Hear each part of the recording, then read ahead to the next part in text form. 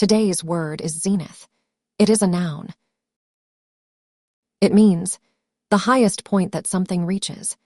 It describes the moment when something is at its very best, strongest, or highest peak.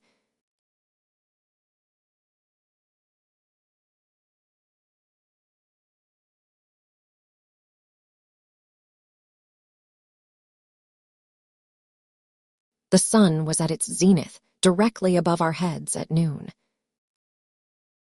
The band's fame reached its zenith in the late 90s. Do you think the athlete is at the zenith of his talent?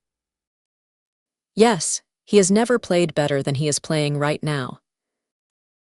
John uses zenith to ask if the athlete is currently at the very best point in his career, and Emma confirms that he is. Think of a mountain. The zenith is the very tip of the peak. It is often used to describe success or fame. What is something that has reached its zenith in your life so far?